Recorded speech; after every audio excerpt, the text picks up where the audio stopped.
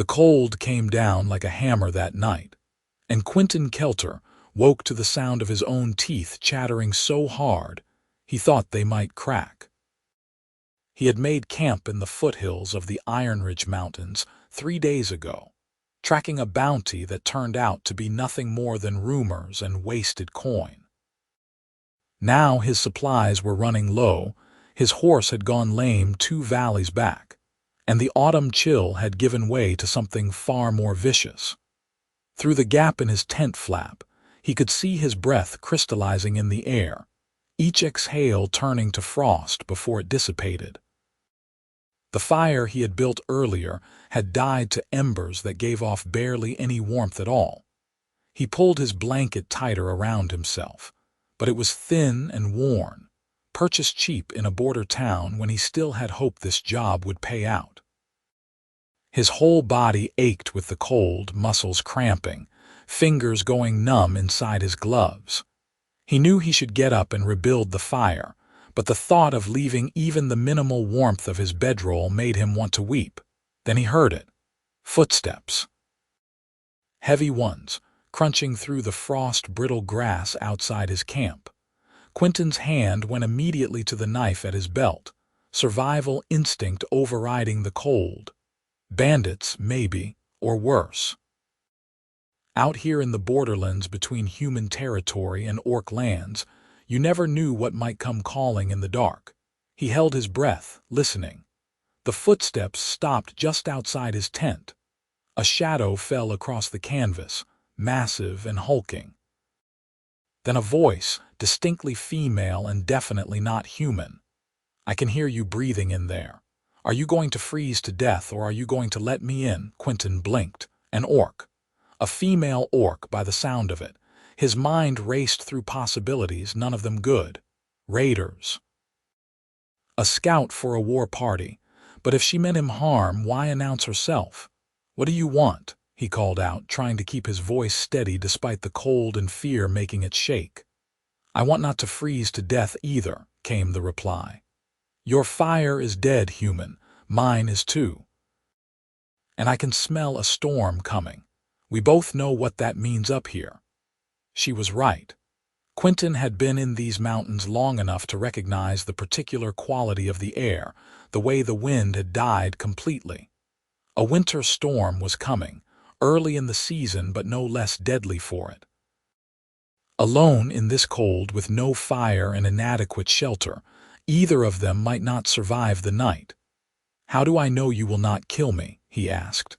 There was a pause, then what might have been a laugh. "If I wanted you dead, I would have slit your throat while you were sleeping earlier. I have been watching your pathetic camp for an hour. Now let me in, or we both die. Choose quickly." It was perhaps the worst basis for trust Quinton had ever heard, but it was also hard to argue with the logic, and she had a point about having had opportunities to kill him already. He reached over and unlaced the tent flap. What pushed through into his tent was not what he expected. She was young, maybe close to his own age of 23 or 24, with the characteristic green skin and small tusks of her people. But there was something almost delicate about her features despite her obvious strength. She was tall, perhaps 6 feet, with a warrior's build, broad-shouldered and muscular. Her black hair was pulled back in a practical braid, and her dark eyes surveyed him with an expression somewhere between wariness and pragmatic assessment. She wore traveling leathers that had seen hard use, and she carried a pack and weapons that marked her as someone who knew how to survive in the wild. She looked at his meager setup and shook her head. "Your bedroll looks slightly less terrible than mine. Move over." "What?" Quinton stared at her. "Move over," she repeated, already shrugging out of her pack. "Body heat is body heat, human. We share warmth or we die. Those are the options." "I do not even know your name," Quinton protested, even as he could see the sense in what she was saying. The temperature was still dropping. He could feel it. "Grukara," she said shortly. "Of the Ironhide clan, or I was before they cast me out. Now I am just Grukara, and you are just a human who is about to freeze to death if you do not stop being foolish." She was already pulling off her outer layer of leather armor, getting down to the thick wool shirt and trousers beneath. Quinton realized she was serious. She was actually going to climb into his bedroll with him. "This is insane," he muttered, but he scooted to one side, making room. What choice did he have? She was right about everything, and already he could feel himself losing sensation in his toes, a dangerous sign. Grukara arranged their packs to block the worst of the draft from the tent entrance, then did something clever with the remains of his fire, banking the embers with ash and arranging stones around them to hold what little heat remained. Then she turned and without ceremony slid into the bedroll beside him. The tent was small. The bedroll was smaller. There was absolutely no way to share it without pressing against each other. Quinton felt every inch of where her body touched his, solid muscle and warmth that was already better than any fire. She was not freezing like him. She must have had better gear, or just the natural resilience of her people. "Do not make it weird," Grukara said firmly, pulling the blanket over both of them and arranging it with practical efficiency. "This is survival, nothing more. Keep your hands to yourself and try to sleep. If we are lucky, we will both see morning." Quinton nodded mutely, too cold and too overwhelmed to do much else. She settled beside him, her back to his chest, and he could feel her body heat beginning to seep into him. It was the most wonderful sensation he had felt in hours. They lay there in tense silence for several minutes. Quinton tried to keep his breathing steady, tried not to think about the fact that he was pressed against an orc woman, that he could smell the scent of pine and leather and something earthier that must be uniquely her. This was survival, she had said. Just survival. That was all it could be. "Why were you cast out?" he asked quietly, surprising himself. She was silent for so long he thought she would not answer. Then, "I refused to kill a human child." The words hung in the cold air between them. Quinton felt something shift in his chest, some preconception rearranging itself. "Tell me," he said softly. "2 months ago, my clan raided a farm on the border. The usual thing, we take what we need, the humans flee, everyone lives. But this time there was a child, maybe 5 years old, hiding in a root cellar. He made noise. The raiders found him. Our war chief said to kill him, that leaving witnesses only brought more trouble. I said no. I said he was a child. I stood between them and the boy and told them they would have to go through me." She shifted slightly and he felt her shrug. "So they cast me out. I am clanless now. Dead to my people. And that human child is hopefully alive somewhere, probably terrified of all orcs now, including the one who saved him." Quinton did not know what to say to that. His whole life he had been told orcs were monsters, savage raiders without honor or mercy. Yet here was one who had given up everything for a principle, for the life of a human child she did not even know. "What is your name, human?" Grukara asked, breaking the silence. "Quinton Kelter. I was a bounty hunter. Was because this last job was a waste and I am probably broke now." "A hunter of men," she said, and there was something dark in her voice. "Have you ever hunted orcs?" He could have lied. Should have lied, probably. But something about the moment, about the forced intimacy of survival and the story she had just shared made him answer honestly. "Once. 4 years ago. There was a bounty on an orc who had killed 3 farmers. I tracked him for a week before I found him. When I did, he was already dying. Gut wound, infected. He told me before he died that he had only attacked the farmers because they had killed his mate and taken his child to sell as a slave. I never collected that bounty. I turned around and went home, and I have never hunted orcs since." Grukara was quiet again. Then very softly, "We are a pair, are we not? Both too soft for the world we live in." Quinton surprised himself by laughing, a short, bitter sound. Maybe so. Outside, the wind began to pick up. Quinton could hear it howling down from the peaks, and the temperature in the tent dropped even further. He shivered, and Grukara shifted, pressing back against him more firmly. "Sleep," she commanded. "You need it.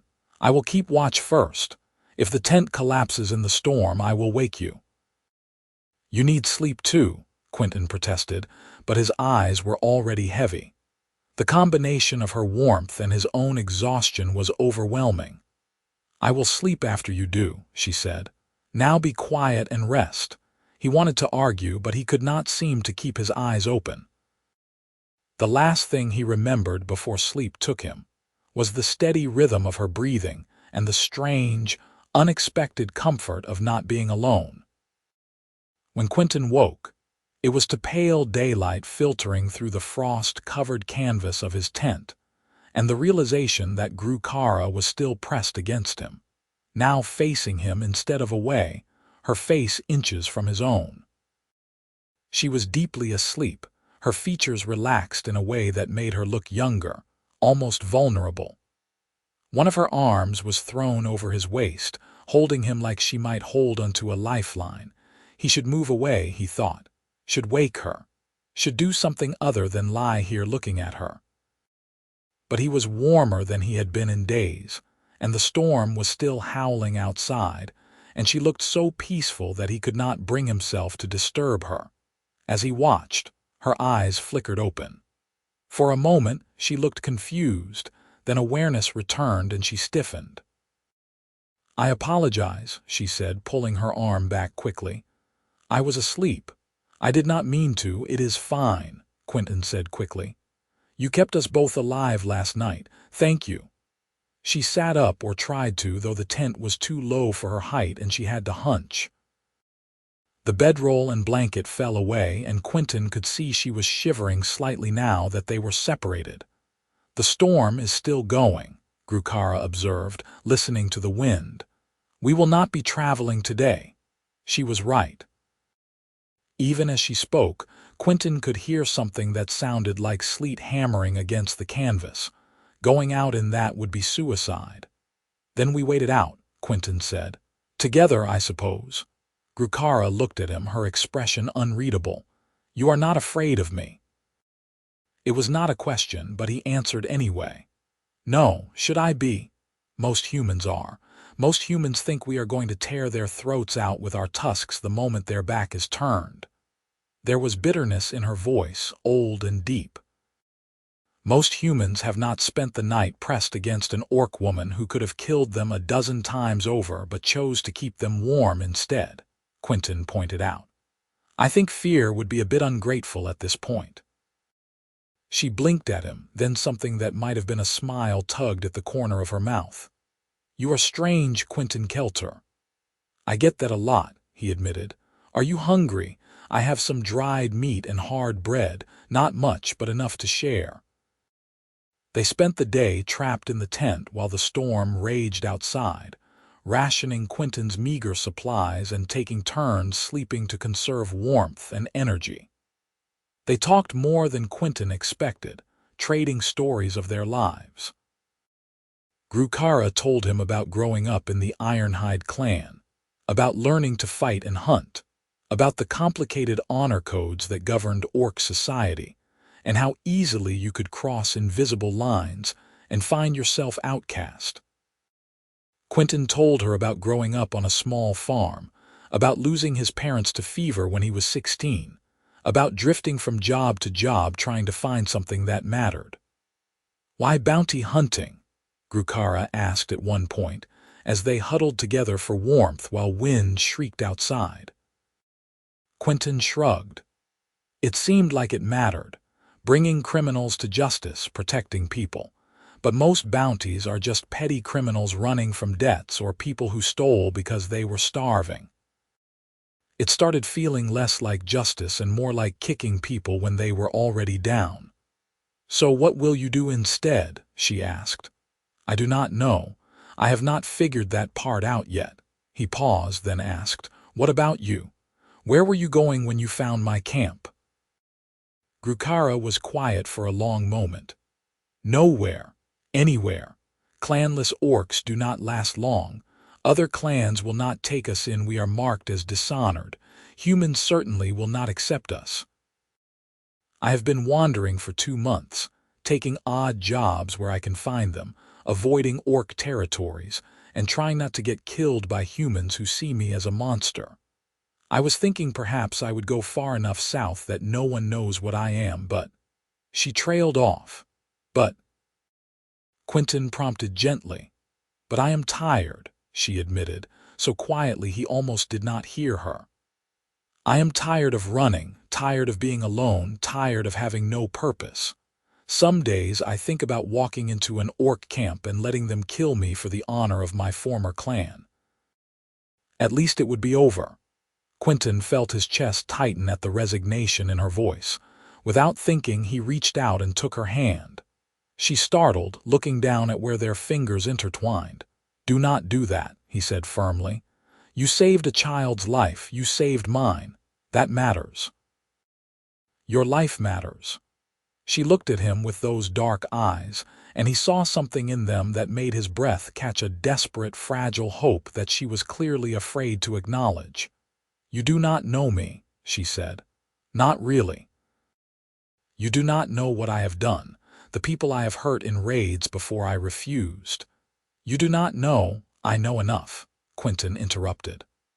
"I know that when you had to choose between following orders and doing what was right, you chose right, even though it cost you everything.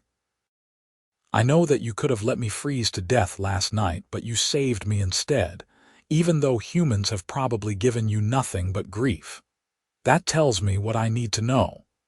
Grukara stared at him for a long moment. Then she looked away, but she did not pull her hand from his. They sat like that, hands linked, listening to the storm, until darkness fell again and they had to burrow back into the bedroll together for warmth. That night, Quinton fell asleep with her in his arms, and it felt like the most natural thing in the world. The storm blew itself out by morning, leaving a landscape transformed by frost and ice. When Quinton and Grukara finally emerged from the tent, it was to find everything coated in a thick layer of ice that glittered in the pale sunlight. The temperature had not risen much, but at least the wind had died and the sleet had stopped.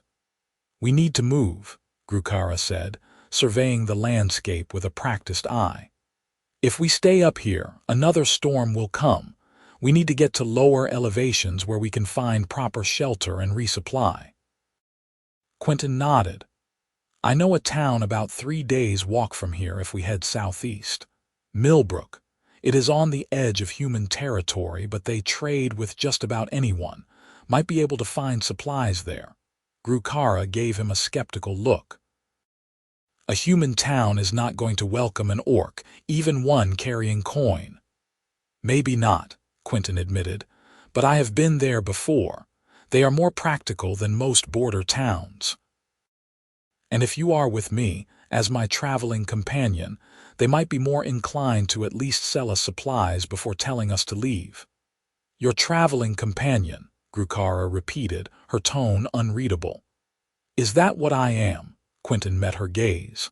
"I am heading to Millbrook regardless. You can come with me or not, your choice, but I would. I would like it if you came. If you wanted to, I mean."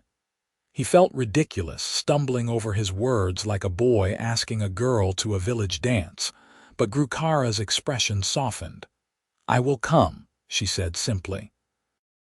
"But if they try to kill me, I am fighting my way out, and you should probably get out of the way when that happens." "Fair enough," Quinton agreed. They broke camp together, moving with the easy coordination of people who had learned to work as a unit during their storm-bound confinement. Quinton was painfully aware that he had far too few supplies for a 3-day journey, especially in this cold, but Grukara surprised him by producing dried meat, hard cheese, and even some travel bread from her own pack. "You had food this whole time?" Quinton asked, somewhat indignant. "Yes," Grukara said calmly, But you shared yours first. That meant something. Now I share mine. That is how trust works." They set off down the mountain as the sun climbed higher, Quinton leading the way along game trails he remembered from his journey up. The going was slow, the ice making every step treacherous, but they helped each other over the difficult patches. Quinton was struck by how natural it felt, how easily they had fallen into a rhythm of partnership. By midday, they had descended enough that the ice was starting to thin. They stopped to rest and eat beside a half-frozen stream, and Grukara used her knife to break through the ice so they could refill their waterskins. "Can I ask you something?" Quinton said as they sat on a fallen log, sharing the cheese Grukara had brought. "You are going to regardless," she pointed out, but there was amusement in her voice. "Why did you check on my camp? Last night, I mean. You could have just stayed away from the human in the mountains." Grukara was quiet for a moment, cutting another piece of cheese with careful precision. "I saw your fire go out, and I thought how terrible it would be to die alone in the cold, to have no one even know you were gone. I have been alone for 2 months, and it is the worst thing I have ever felt. I could not let someone else die like that, not even a human, not even a stranger. I guess I am foolish that way." Quinton felt something warm unfurl in his chest. "That is not foolish. That is kind. There is a difference." "Kindness and foolishness often look the same," Grukara said, but she met his eyes and there was something soft in her expression. "But I am glad I checked. I am glad I found you." "I am glad you found me too," Quinton said quietly. They sat there for a moment longer, something unspoken hanging between them, then Grukara stood abruptly. "We should keep moving. We want to find a good campsite before dark." That night, they made camp in a shallow cave Grukara spotted from the trail.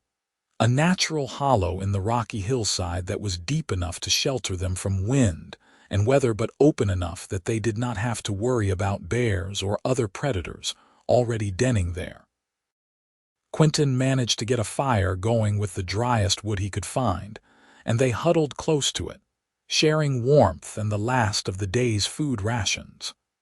"Tomorrow we should reach the lower hills," Quinton said, studying the landscape in the fading light. "Day after that, maybe early the day after, we will be in Millbrook."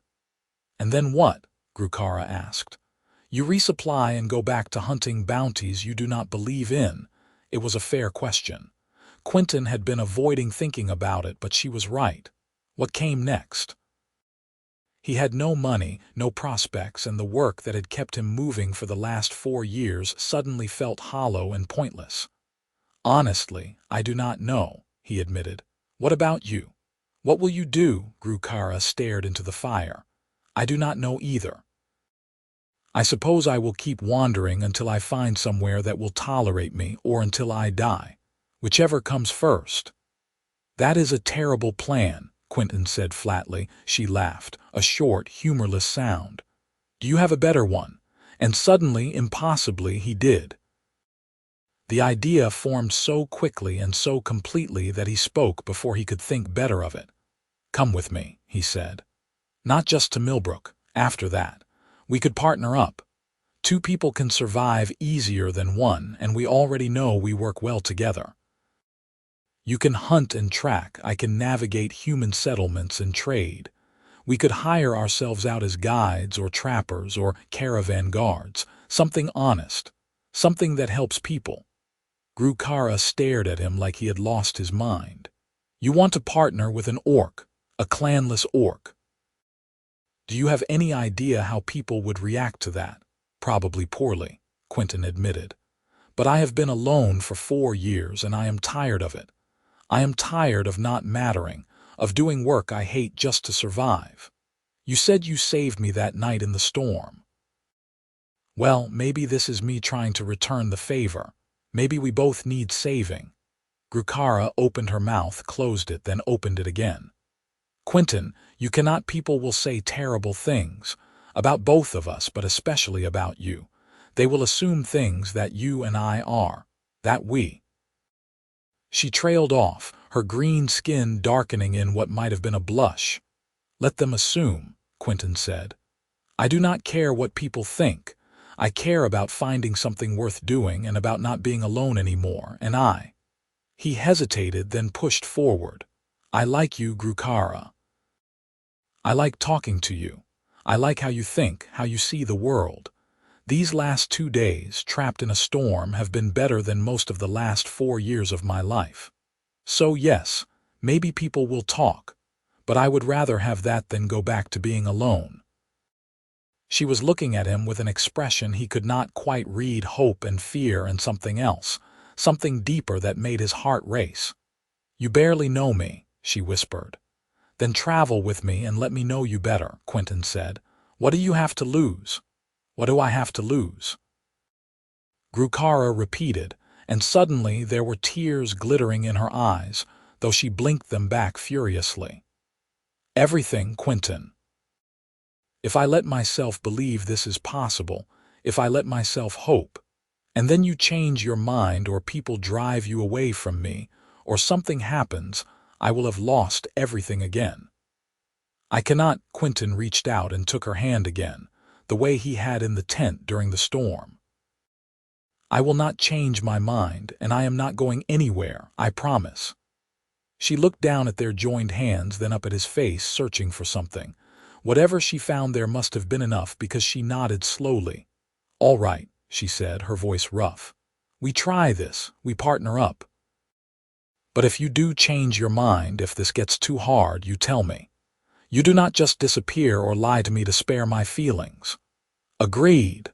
Agreed, Quinton said, and he found himself smiling wider than he had and longer than he could remember.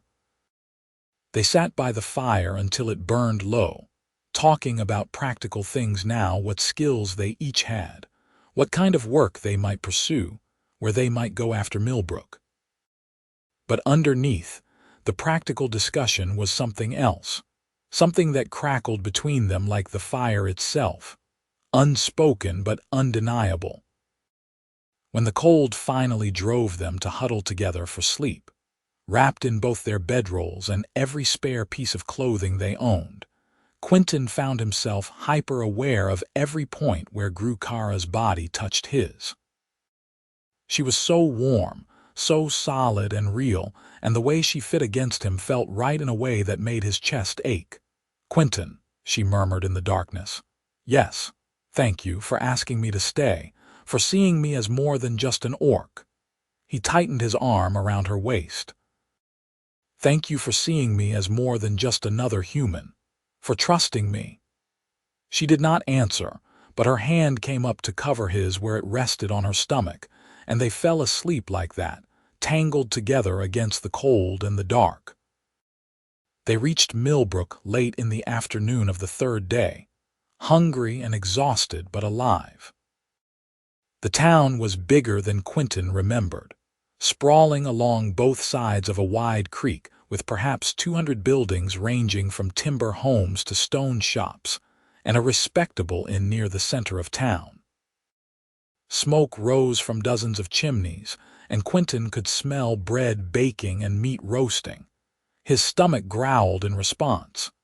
Stay close to me, Quinton murmured to Grukara as they approached the main road into town. Act like you have every right to be here. Confidence matters as much as anything else. Grukara nodded, but he could see the tension in her shoulders, the way her hand stayed near her weapon. She had braided her hair more neatly and tried to clean the worst of the road dirt from her clothes, but there was no hiding what she was. They made it perhaps 20 feet into town before the stairs started. People stopped what they were doing to watch them pass. Conversations halted mid-sentence. A woman pulled her child closer, eyeing Grukara with naked fear. Steady, Quinton murmured, keeping his voice low and calm. Just keep walking. We are just passing through. They made it to the general store without incident. The proprietor, a grizzled man with one eye and a spectacular scar across his face, looked up as they entered. His remaining eye took in Quinton, then Grukara, then settled on Quinton again with an expression of weary resignation. "She with you?" he asked without preamble. "She is my partner," Quinton said firmly. "We need supplies. Food, warmer blankets, oil for weapons. We have coin." The proprietor studied them both for a long moment, then shrugged. "Your coin is as good as anyone's, but if there is trouble, you leave my store immediately." "Understood." "Understood," Quinton agreed. They gathered what they needed quickly and efficiently. Quinton was painfully aware of the other customers who came in, saw Grukara, and left immediately. The proprietor did not comment, just tallied up their purchases with business-like efficiency. As Quinton was counting out the last of his coins, the proprietor spoke quietly. "You want my advice. Get your supplies and get out of town before sundown. There are folks here who would not take kindly to an orc staying the night, partnership or no partnership. I do not want trouble in my town." "We are not looking for trouble," Quinton said.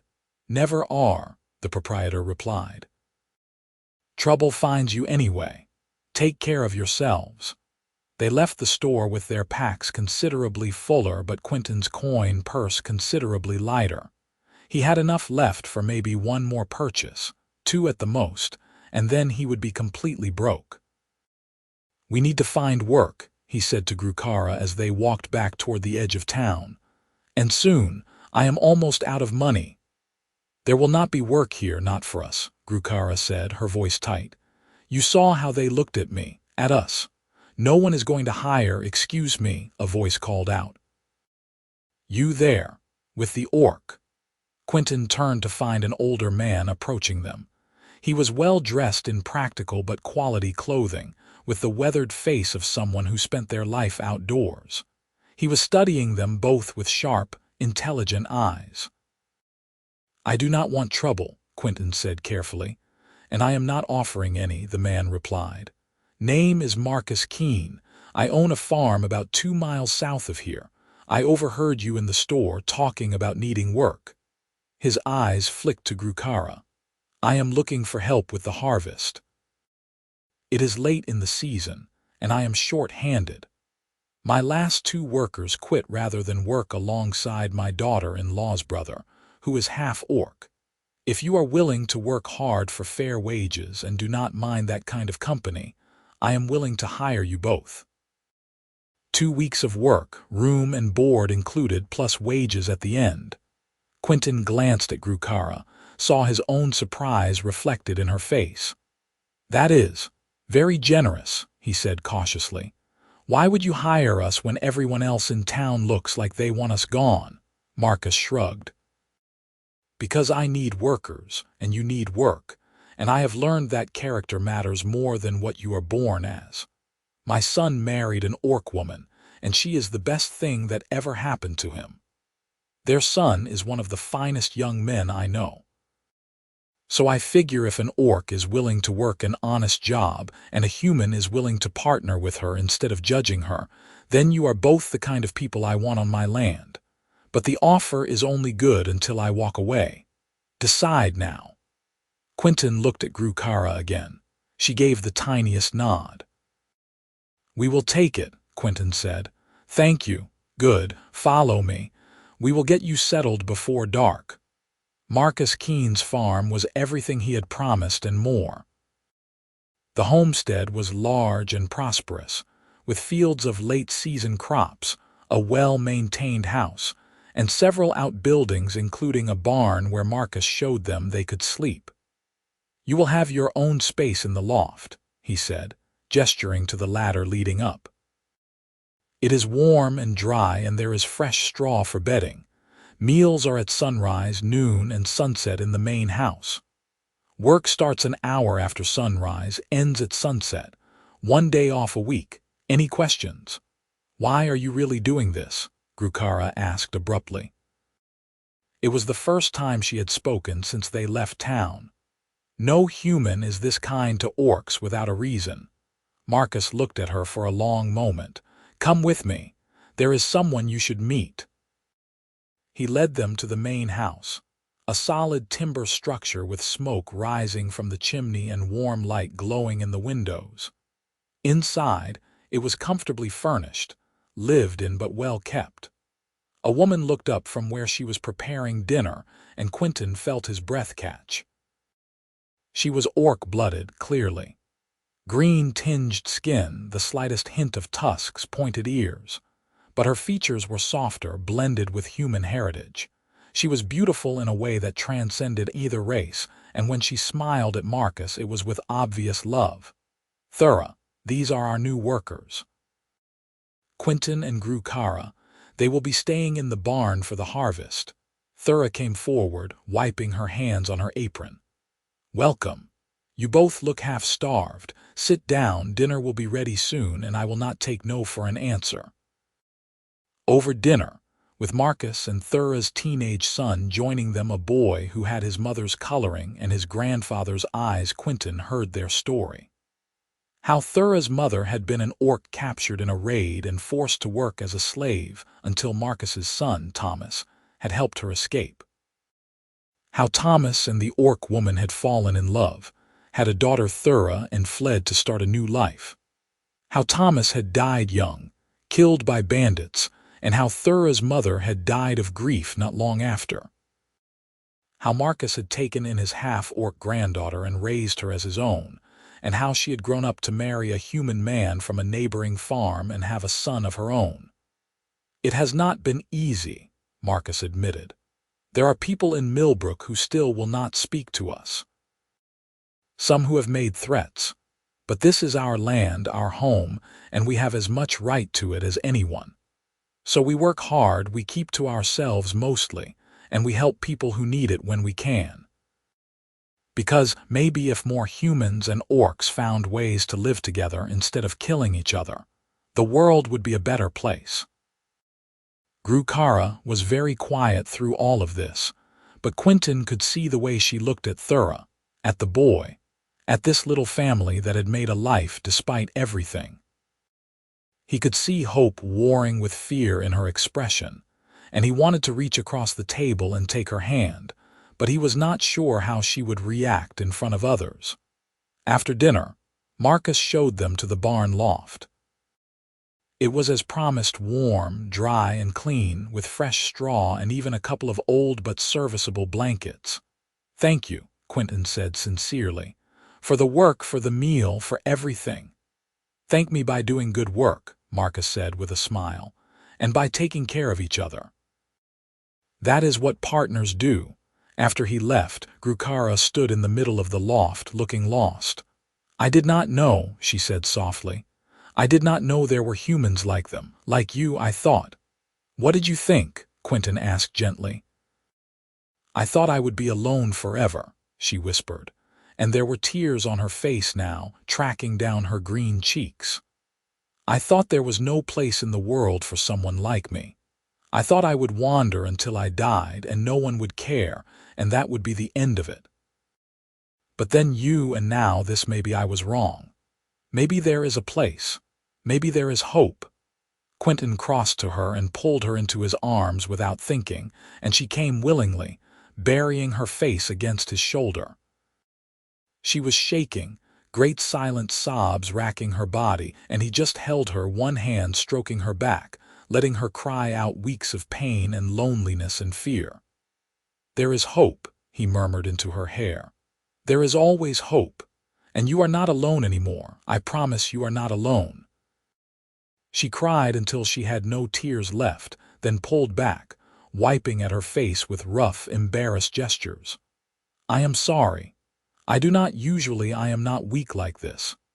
"Crying is not weakness," Quinton said firmly. "Crying is just proof that you are alive and you still care about things. That is strength, not weakness." She looked at him, and there was something raw and vulnerable in her expression. "How are you real? How do you say exactly what I need to hear?" "I could ask you the same thing," Quinton replied. "You saved my life. You gave me a purpose again. You made me remember what it feels like to care about someone other than myself." "Quinton," she breathed, and he suddenly realized how close they were standing, how her face was tilted up toward his, how easy it would be to close that last small distance and kiss her. He wanted to. He wanted to so badly it hurt, but this was too important, too fragile. If he moved too fast, if he pushed too hard, he could ruin everything. "We should get some sleep," he said, his voice rougher than he intended. "Early start tomorrow." Something flickered in Grukara's eyes, disappointment. Relief. He could not tell. But she nodded and turned away, busying herself with arranging the blankets into makeshift beds. They slept separately that night, each in their own pile of straw and blankets, but Quinton lay awake for a long time, achingly aware of Grukara's presence just a few feet away, wondering if she was awake too, wondering what she was thinking, wondering if she felt the same pull toward him that he felt toward her. The work was hard but satisfying. Quinton and Grukara spent their days in the fields, bringing in the last of the harvest before winter could destroy it. It was back-breaking labor cutting stalks, bundling them, loading wagons, unloading in the barn. But there was something deeply satisfying about physical work done well, about going to bed each night exhausted but accomplished, about eating meals you had genuinely earned. Marcus was a fair employer, quick to show them what needed doing but then trusting them to do it without hovering. Thura brought them water and food in the fields and always had a kind word. Her son, Eric, worked alongside them sometimes, chattering away about everything and nothing, treating Grukara with casual acceptance that made her visibly relax more with each passing day. And slowly, over those 2 weeks, something deepened between Quinton and Grukara. It was in the small things, the way she would hand him the water flask without him asking, the way he learned to read her moods from the set of her shoulders, the way they developed their own rhythm of work and rest. It was in the conversations they had during breaks, sprawled in the shade talking about everything from childhood memories to philosophical questions about honor and loyalty and what made a life worth living. It was in the way his heart jumped every time she smiled at him. It was in the way she started sitting closer to him at mealtimes, their shoulders brushing. It was in the quiet moments at night in the barn loft, when they would lie in their separate beds and talk until sleep claimed them, voices soft in the darkness. One afternoon in the second week, they were taking a break from hauling in pumpkins when Grukara spoke suddenly. "Can I ask you something personal?" Quinton looked over at her. She was staring out at the fields, her profile sharp against the autumn sky. "Of course. Have you ever? Were you ever in love? Before, I mean." It was perhaps the last question he expected. Quinton sat up, considering. "I thought I was once, when I was 19. There was a girl in my village before my parents died. Pretty kind. We talked about marriage. But after my parents passed and I had to sell the farm to pay their debts, she decided she would rather marry the blacksmith's son instead. Someone stable, someone who was not broken and grieving. I thought my heart would never recover." He paused. "But looking back, I do not think that was love. I think that was just 2 young people who liked each other well enough and thought that was sufficient. Real love is supposed to be more than that, is it not?" "I do not know," Grukara said quietly. "I have never been in love. Orcs do not. We mate for practical reasons. Strength, clan alliances, producing strong offspring. Affection might grow over time, but it is not expected. And I was always so focused on being a warrior, on proving myself, that I never thought about wanting someone. Not until—" She stopped abruptly. "Not until what?" Quinton prompted, his heart suddenly beating faster. She turned to look at him, and there was something fierce and frightened in her eyes. "Not until I met a human who looked at me like I was a person instead of a monster. Who trusted me enough to fall asleep in my arms. Who asked me to stay when everyone else has only told me to leave." Quinton's breath caught. "Grukara, I know I should not feel this way. she rushed on, words tumbling out like she had been holding them back too long and they were finally breaking free. I know it is foolish and dangerous and probably going to end badly. You are human, I am orc. The world does not have space for people like us to be anything more than partners of convenience. But I cannot stop thinking about you. I cannot stop wanting to be near you, to make you smile, to hear your voice. And it terrifies me because I have already lost everything once, and I cannot lose you too. She was breathing hard, eyes bright with unshed tears, and Quinton felt like his heart was going to burst out of his chest. He reached out and cupped her face in his hands, his thumbs brushing over her cheeks. "You are not going to lose me," he said, his voice shaking with intensity. "Grukara, I am falling in love with you. Maybe I have been since that first night when you saved my life. Maybe it started when you told me about the child you saved. Maybe it has been every moment since. I do not care what the world thinks. I do not care what is supposed to be possible. I only care about you." "Quinton," she breathed. And then she was kissing him, or he was kissing her. Or they were kissing each other. It did not matter who moved first because suddenly there was no space between them. Her tusks pressed against his lips in a way that should have been awkward but somehow was not, her hands fisting in his shirt, his arms wrapping around her to pull her closer. The kiss was desperate and tender and perfect. When they finally broke apart, both breathing hard, Grukara laughed a genuine, delighted sound that made Quinton grin in response. "This is insane," she said, but she was smiling. "We are insane." "Probably," Quinton agreed. "I do not care." "We are going to face so much trouble," she continued. "People will say terrible things. They might try to hurt us." "Let them try," Quinton said fiercely. "I am not letting you go, not now. Not ever if you will have me." She kissed him again, softer this time, a kiss full of promise. "I will have you, for as long as you will have me." "Then I guess we are stuck with each other," Quinton said, and he could not stop smiling.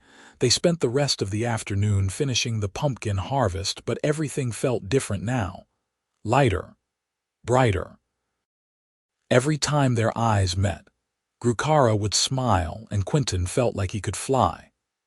They worked faster and more efficiently than ever, hands brushing as they passed pumpkins, shoulders bumping companionably, the air between them charged with new awareness and possibility. That night, after dinner with Marcus and his family, they climbed to the barn loft and Grukara did not make a separate bed. Instead, she spread out the blankets together and looked at Quinton with shy expectation. "I am tired of sleeping apart," she said. "If that is all right with you." "That is more than all right," Quinton assured her. They lay down together and it was different from the night in the storm. Then it had been survival. Now it was choice. Grukara curled into his side, her head on his chest, his arm around her shoulders, and Quinton thought he had never felt more content in his entire life. "Tell me a story," Grukara murmured sleepily. "Something about your childhood before everything went wrong." So Quinton told her about summers on the farm, about learning to fish with his father, about his mother's singing as she worked in the garden. He told her about the year they had a piglet as a pet, and how he cried when they had to butcher it for winter meat, and how his father had solemnly promised to never let him name the livestock again. Grukara laughed at that, her breath warm against his chest. "I like that. I like knowing who you were before you were alone." "Tell me about you," Quinton said. "Tell me something happy from before your clan cast you out." So Grukara told him about learning to track with her older brother, about the pride in her mother's eyes the first time she won a sparring match, about the songs her people sang around fires, and the stories they told of great warriors and clever tricksters. She told him about a festival once a year where even warriors were expected to be playful, and how she had snuck honey cakes from the festival tables and shared them with her siblings. They talked until their words slurred with exhaustion, and they fell asleep tangled together, peaceful and warm and no longer alone. The 2 weeks of harvest work came to an end on a crisp morning with the first hint of snow in the air. Marcus paid them their wages in coin and added a generous bonus in the form of supplies, good blankets, quality dried food, a new whetstone for their blades. "You are welcome to stay on if you want," Marcus offered. "I could use help through the winter, and you both work harder than my last 3 hired men combined." It was tempting. Quinton glanced at Grukara, and he could see she was considering it too. But finally she shook her head. "Thank you, but no. We need to make our own way. Figure out what our life is going to look like. Staying here would be hiding from the world, and I have spent too long hiding already." Marcus nodded with understanding. "I thought you might say that. Well, you are always welcome back if you need a place. And if you are ever in trouble and need help, you send word. That is what family does." "Family," Grukara repeated, her voice catching. "Family," Thura confirmed, coming out of the house with a pack of fresh bread and cheese for their journey. "You think we give everyone that barn loft speech? We saw something in you too, something worth nurturing. You take care of each other out there, and you remember that you have people who care about you." They left the farm with full packs, good gear, and hearts full of gratitude. As they walked back toward Millbrook, Quinton took Grukara's hand, lacing their fingers together. She squeezed back, and the smile she gave him was radiant. "So where do we go now?" she asked. "I have been thinking about that," Quinton said. Marcus mentioned there are more mixed communities starting up in the Western Territories. Places where humans and orcs are trying to live together, trade together. If we head west, maybe we can find places that need the kind of skills we have. Guiding, translating between cultures, helping facilitate trade, being a bridge between 2 worlds. "A bridge," Grukara said thoughtfully. "I like that. Not just surviving, but helping others do the same, building something." "Exactly." Quinton pulled her to a stop and turned to face her. "But I need to know, are you sure about this? About us? Once we leave here, once we set out as a couple, there is no hiding it. Everyone will know, and some people are going to hate us for it." Grukara reached up and cupped his face, her touch gentle despite her warrior's strength. "I have been cast out by my clan, hunted by humans, and spent 2 months thinking I would die alone and unmourned. You are offering me a life, Quinton, a purpose, a future. And you are offering me yourself, which is worth more than all the rest combined. I am sure. The question is, are you sure? Because I come with a lot of complications." "You are worth every complication," Quinton said firmly. He leaned in and kissed her, right there on the road where anyone could see, and he felt her smile against his lips. When they broke apart, she was grinning. "Come on, let us go find our future." They stopped in Millbrook only long enough to purchase a few last supplies with Quinton's remaining coin, then headed west. The days fell into a comfortable rhythm. They traveled during daylight, made camp at night, and talked endlessly about everything and nothing. Quinton learned that Grukara had a weakness for anything sweet and would trade almost anything for a bite of honey cake. Grukara learned that Quinton was actually quite good at whittling and would carve small animals while they sat by the fire. They learned each other's fears and hopes, scars and stories, and they fell deeper in love with every mile. They had been traveling for 5 days when they encountered their first real trouble. It was mid-afternoon, and they had stopped at a stream to refill their water and rest. Quinton heard the horses before he saw them, 4 riders, armed and moving with purpose. "Trouble," he murmured to Grukara, who was already on her feet, hand near her weapon. The riders spotted them and changed direction, trotting over with the casual menace of men used to getting their way through intimidation. They were rough-looking, weapons well used, the kind of men who hired out as sellswords or worse. Well, well, the lead rider said, pulling up his horse and looking down at them with a sneer. What do we have here? Human boy and his orc whore. Quinton felt rage flash hot through him, but he kept his voice level. We are travelers passing through. We do not want trouble. Trouble found you anyway, another rider said. We heard there was an orc in the area. Got a bounty on orc heads, we do. War trophies fetch good coin in some markets. Grukara growled low in her throat, and Quinton saw her shift into a fighting stance. There were 4 of them and only 2 of them, and the riders were mounted and better armed. The odds were not good. She is under my protection, Quinton said, moving to stand beside Grukara. You want her, you go through me. The lead rider laughed. That can be arranged, boy. Step aside and maybe we will let you live. Stay in the way and we will kill you too. Then I guess you will have to kill me, Quinton said and drew his sword.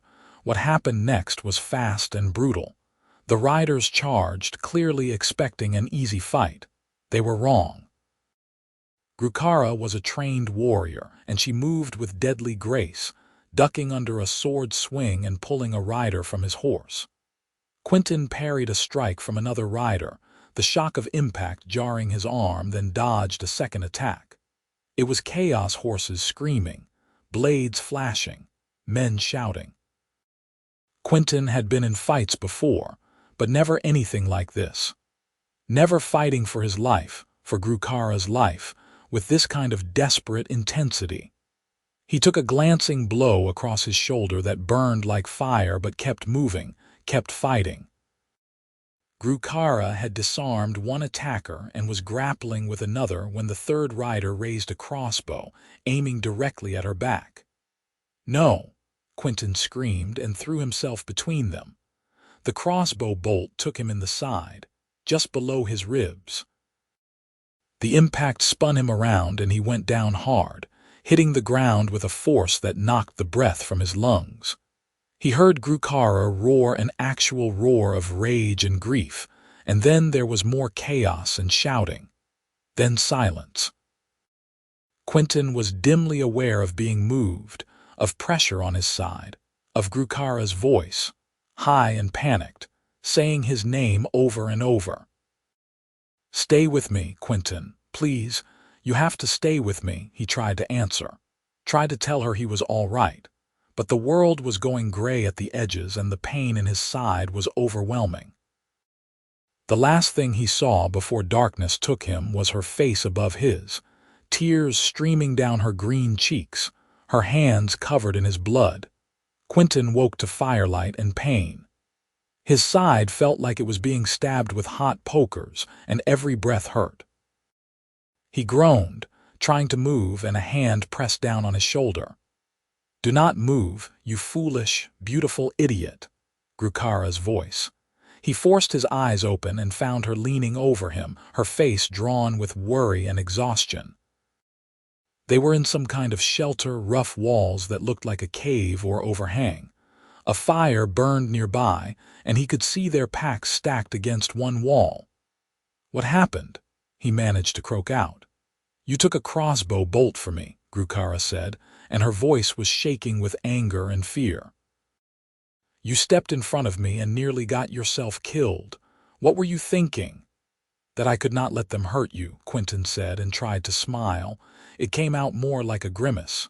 Did we win? We are alive. They are not. I dragged you to this cave and pulled the bolt out and stitched you up as best I could, but Quinton, it was bad. You lost so much blood. I thought you were going to die. She was crying again, and Quinton reached up with trembling fingers to wipe at her tears. I am not dying.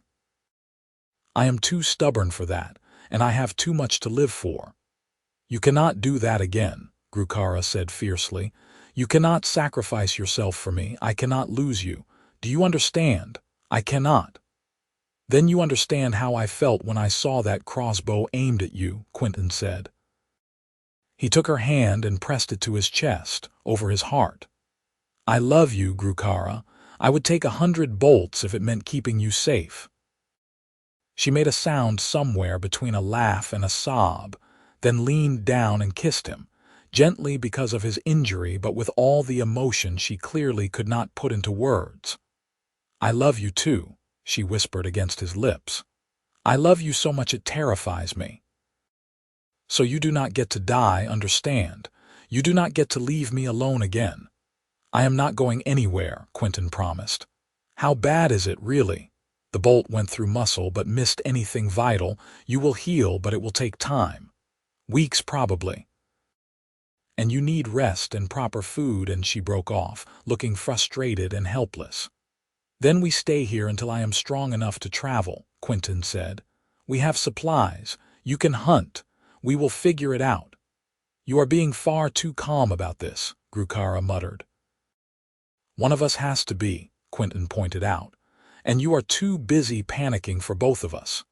She glared at him, but there was relief in her eyes. "I am not panicking.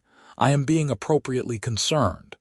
"You are panicking," Quinton said, and this time his smile was more genuine despite the pain. "But I love you for it." Over the next 3 weeks, Grukara proved herself to be both a capable hunter and a surprisingly attentive nurse. She kept Quinton's wound clean, changed his bandages twice daily, and made him drink foul-tasting herbal teas she brewed from plants she found in the woods. She hunted rabbit and grouse, brought back wild mushrooms and edible greens, and kept the fire going day and night. And slowly, stubbornly, Quinton healed. At first he could barely move without the pain stealing his breath. But day by day it got better. He graduated from lying down to sitting up, from sitting to standing, from standing to walking slowly around their shelter. Grukara watched him like a hawk, ready to catch him if he stumbled, and he loved her fiercely for it. They talked endlessly during those long days of recovery. Quinton learned about orc traditions and festivals, about their complex honor codes and the ways clans rose and fell. Grukara learned about human history and politics, about the patchwork of kingdoms and territories that made up the human lands. They taught each other words in their respective languages, laughing at pronunciation mistakes and inventing their own private vocabulary. And at night, when Quinton was well enough, they lay together in their shared bedroll. Grukara curled carefully around him so as not to jostle his injury and talked in whispers until sleep claimed them. "What do you want?" Grukara asked one night, about 2 weeks into his recovery. "Long term, I mean. Where do you see us in a year? 5 years?" Quinton thought about it, his fingers tracing idle patterns on her arm. "I want a home. Not a house necessarily, but a place that is ours, where we belong, where people know us and accept us. I want to do work that matters, that helps people, and I want you. Every morning, every night, I want to build a life with you." "That sounds nice," Grukara said softly. "Really nice. But Quinton, we have to be realistic. Most places are not like Marcus's farm. Most places will not accept us. We might spend our whole lives being outsiders. Then we find the places that will accept us, or we make our own place," Quinton said. "Or we spend our lives being outsiders together. I do not care as long as we are together. Do you care?" "No," Grukara admitted. "As long as I have you, I can face anything else. That probably makes me weak, needing someone so much." "It makes you human," Quinton said, then laughed. "Well, you know what I mean. It makes you a person with a heart. There is no shame in that." She kissed his shoulder, a gesture of affection that had become familiar. "I hope you are right. I hope we can build something good." "We will," Quinton promised. "I am sure of it." By the end of the 3rd week, Quinton was strong enough to travel, though he tired easily and still could not lift anything heavy. They packed up their camp and set out again, heading west toward the territories Marcus had mentioned. The landscape changed as they traveled, the hills giving way to flatter land broken by patches of forest. They passed through several small settlements, some that welcomed them, and some that made it clear they should move on quickly. They did odd jobs where they could Grukara's hunting skills fed them, and sometimes provided extra game they could trade. And Quinton's ability to read and write landed them work helping a merchant update his accounts in one town. It was not always easy. They faced hostility more often than not, and there were nights when they had to camp in the wild because no settlement would let them stay. But they faced it together, and that made all the difference. 2 months after leaving Marcus's farm, they reached a settlement called Crossroads, a frontier trading post at the junction of 3 major routes. It was rough and busy, full of travelers of all kinds, and to Quinton's surprise, there were several other mixed-race couples visible on the streets. Humans with orcs, humans with elves, even a dwarf woman with a half-giant for a partner. "This might be the place," Grukara said, looking around with cautious hope. "It feels different here." They found lodging at a boarding house run by a cheerful half-orc woman who asked no questions and charged reasonable rates. Over dinner in the common room, they learned that Crossroads had been founded explicitly as a neutral zone, a place where any race was welcome as long as they followed the local laws. It was not perfect, there were still tensions, still prejudice, but it was better than most places they had been. "What are your skills?" the boarding house owner, whose name was Bedroll, asked them. "Always looking for good people to recommend to folks who need help." "I can hunt, track, and fight," Grukara said, "and I know orc trading customs and language." "I can read, write, keep accounts, and navigate," Quinton added, "and I know human trading laws and customs." Bedroll's eyes lit up. "You two are exactly what the Trade Council has been looking for." They have been trying to establish better trade routes with the orc territories to the north, but they need people who can act as intermediaries. People who understand both sides. If you are interested, I can set up a meeting. Quinton and Grukara looked at each other, and he saw his own excitement reflected in her eyes. This was it. This was the opportunity they had been hoping for. "We are very interested," Quinton said. The meeting with the Trade Council went better than Quinton dared hope. The council was made up of representatives from various races, all pragmatic business people who cared more about profit and stability than prejudice. They asked pointed questions about Quinton and Grukara's knowledge and experience, then offered them a trial contract, 3 months working as cultural liaisons and translators for a trade expedition to the northern orc territories. The pay was good, the work was exactly what they had hoped for, and most importantly, the council made it clear they did not care about Quinton and Grukara's relationship as long as they did their jobs well. They accepted on the spot. Over the next 3 months, Quinton and Grukara threw themselves into the work. They helped negotiate deals between human merchants and orc clans, translated not just language but cultural expectations and customs, smoothed over misunderstandings before they could escalate into violence. It was challenging, sometimes frustrating but deeply satisfying work. They were making a difference, building bridges, helping create a future where humans and orcs could coexist peacefully, and they were building their own future too. With their earnings, they rented a small house on the edge of Crossroads, nothing fancy but theirs. They filled it with simple furniture, built a good hearth, planted an herb garden out back. They made friends with their neighbors, a human couple on one side, a family of half-elves on the other. They became part of the community. One evening, 6 months after arriving in Crossroads, Quinton came home from a long day of negotiations to find Grukara in their garden, tending the herbs in the fading light. She looked up as he approached, and the smile she gave him made his heart skip. "Good day," she asked. "Long day," he corrected, "but productive.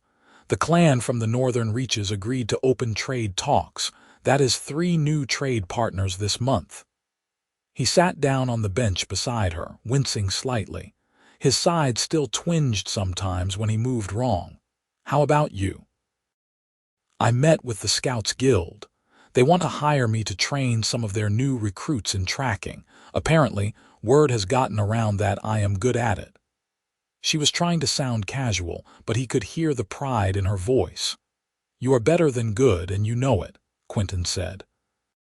He took her hand, marveling as he always did at how natural it felt, how right. Grukara, I need to tell you something. She turned to him, concern flickering in her eyes. What is wrong? Nothing is wrong. Everything is right, actually. That is the thing. He took a breath, gathering his courage. I was not looking for you that night in the mountains.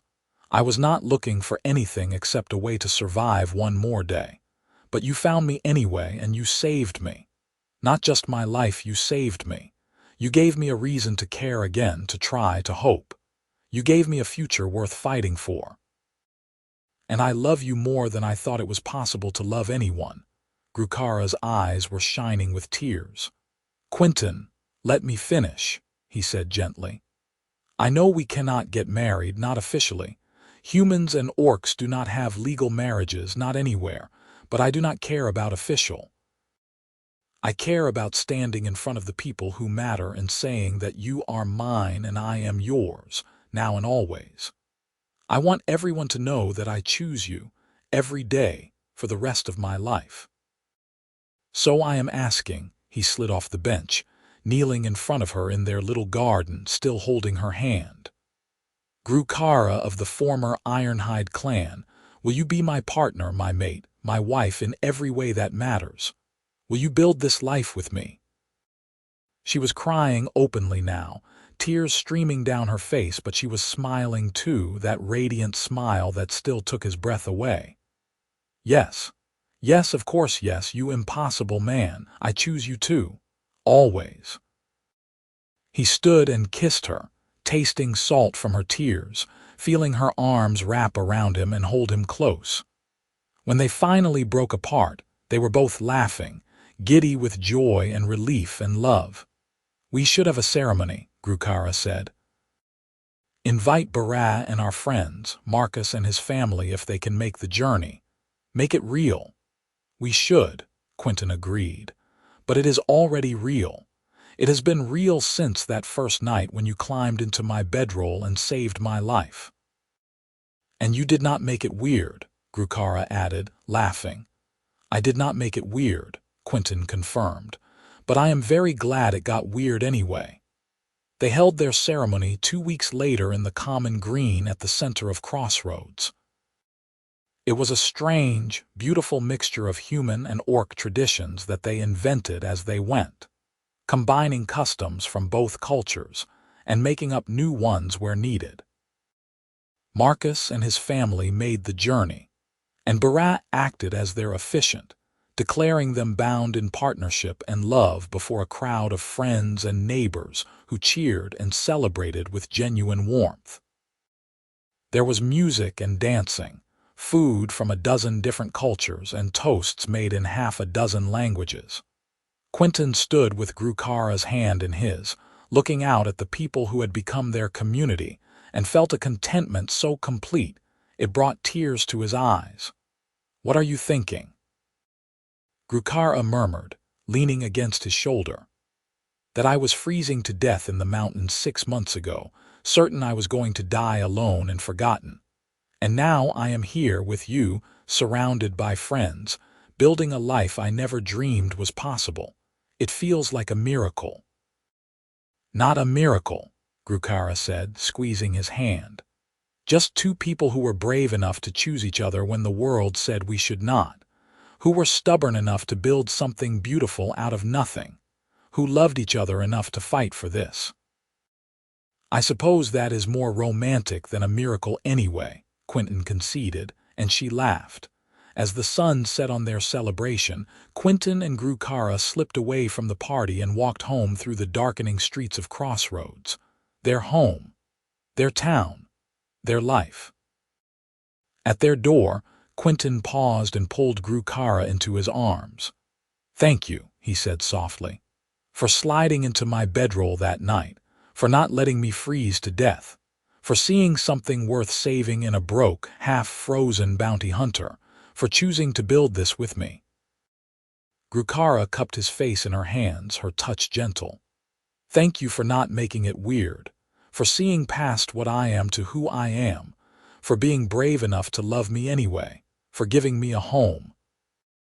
They stood there in the doorway of their house, holding each other as the stars came out above them, two souls who had found each other against all odds and built something rare and precious. The world was still hard, still full of prejudice and danger. There would be more struggles ahead, more people who would not understand or accept them, but they would face it together. As partners, as lovers, as husband and wife in every way that mattered, and that would be enough. That would be everything. Inside their home, they built a fire in the hearth and sat together on the floor before it, Grukara leaning against Quinton, his arms wrapped around her. They did not need to speak. They had said everything that needed saying. They simply existed in that moment, warm and safe and loved. Outside, Crossroads settled into its nightly rhythms. Somewhere, someone was singing. Somewhere else, a child laughed. Life went on, messy and complicated and beautiful. And in a small house on the edge of town, two people who should have been enemies, who the world said had no place together, held each other close and knew they had found exactly where they belonged. The night had dropped below freezing once before, and an orc girl had slid into a human's bedroll and said, "Don't make it weird." It had been the beginning of everything, of partnership, of love, of a future neither of them had dared to imagine. And now, months later, that beginning had blossomed into a life full of purpose and joy and belonging. They had built something real, something lasting. They had built a home. Quinton pressed a kiss to the top of Grukara's head, breathing in the familiar scent of her, feeling the steady rhythm of her breathing, and smiled. "I love you," he murmured. "I love you too," she replied, her voice content and sleepy. "Now and always." "Now and always," he echoed. And as the fire burned low and the night deepened around them, Quinton and Grukara drifted into sleep in each other's arms, secure in the knowledge that they had found what everyone searches for: someone to brave the cold with, someone to build a life with, someone to love. Their story had begun with survival in a freezing mountain night. It had grown through trust and partnership and courage, and now it continued into a future bright with possibility. Two souls intertwined, two lives made one. The world said they were impossible. They proved the world wrong. And they lived, loved, and thrived together for all the days of their lives.